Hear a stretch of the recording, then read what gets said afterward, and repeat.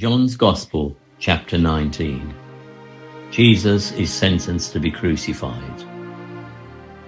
Then Pilate took Jesus and had him flogged. The soldiers twisted together a crown of thorns and put it on his head. They clothed him in a purple robe and went up to him again and again, saying, "Hail, King of the Jews!" And they slapped him in the face. Once more Pilate came out and said to the Jews gathered there, "Look, I'm bringing him out to you to let you know that I find no basis for a charge against him." When Jesus came out wearing the crown of thorns and the purple robe, Pilate said to them, "Here is the man." As soon as the chief priests and their officials saw him, they shouted, "Crucify! Crucify!" But Pilate answered, "You take him and crucify him. As for me, I find no basis for a charge against him."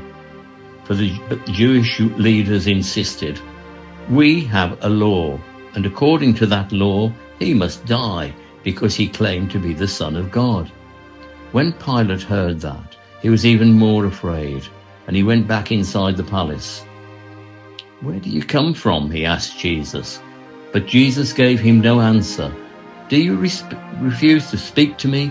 Pilate said. "Don't you realize I have the power to free you or to crucify you?"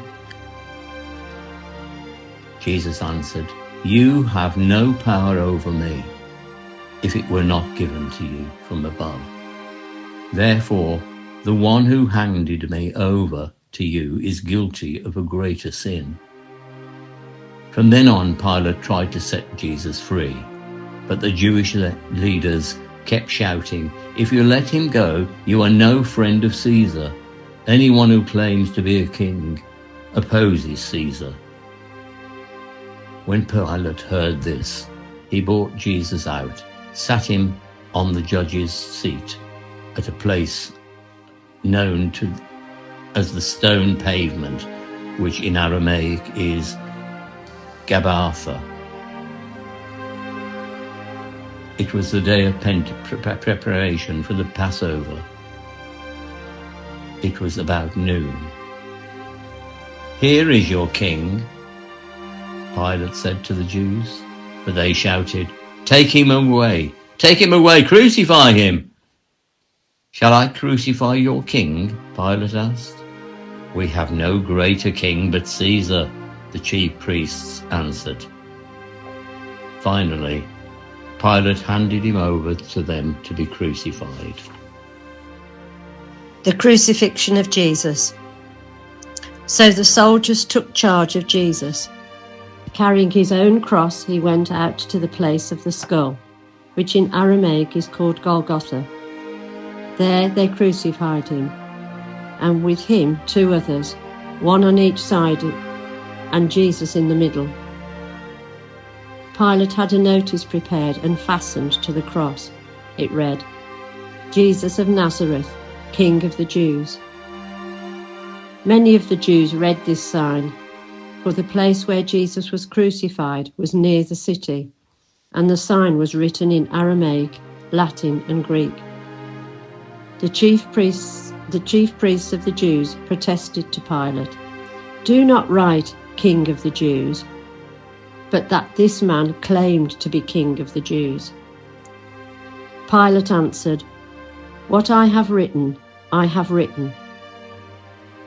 When the soldiers crucified Jesus, they took his clothes, divided them into 4 shares, one for each of them, with the undergarment remaining. This garment was seamless, woven in one piece from top to bottom. "Let's not tear it," they said to one another. "Let's decide by lot who will get it." This happened that the scriptures might be fulfilled that said, "They divided my clothes among them and cast lots for my garment." So this is what the soldiers did. Near the cross of Jesus stood his mother's sister, Mary, the wife of Clopas, and Mary Magdalene. When Jesus saw his mother there, and the disciples whom he loved standing nearby, he said to her, "Woman, here is your son," and to the disciple, "Here is your mother." From that time on, this disciple took her into his home. The death of Jesus. Later, knowing that everything had been finished, and so the scripture could be fulfilled, Jesus said, "I'm thirsty." A jar of wine vinegar was there, so they soaked a sponge in it, put the sponge on a stalk of the hyssop plant, and lifted it up to Jesus' lips.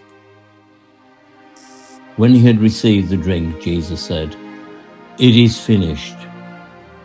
With that, he bowed his head and gave up his spirit. Now it was the day of preparation, and the next day was to be a special Sabbath, because the Jewish leaders did not want the bodies left on the crosses during the Sabbath. They asked Pilate to have the legs broken and the bodies taken down. The soldiers therefore came and broke the legs of the first man who had been crucified with Jesus, and then the other. But when they came to Jesus, they found that he was already dead. They did not break his legs. Instead, one of the soldiers pierced Jesus' side with a spear, bringing a sudden flow of blood and water.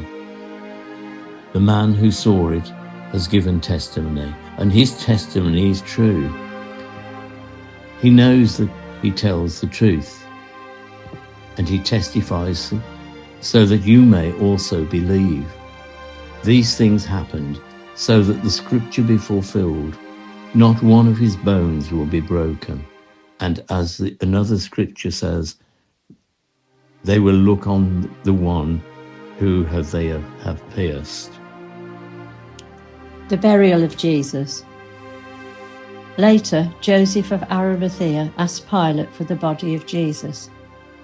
Now Joseph was a disciple of Jesus, but secretly, because he feared the Jewish leaders. With Pilate's permission, he came and took the body away. He was accompanied by Nicodemus, the man who had earlier visited Jesus in the night. Nicodemus brought a mixture of myrrh and aloes, about 75 pounds. Taking Jesus' body, the two of them wrapped it, with the spices, in strips of linen. This was in accordance with Jewish burial customs. At the place where Jesus was crucified there was a garden, and in the garden a new tomb, in which no one had ever been laid. Because it was the Jewish day of preparation, and since the tomb was nearby, they laid Jesus there.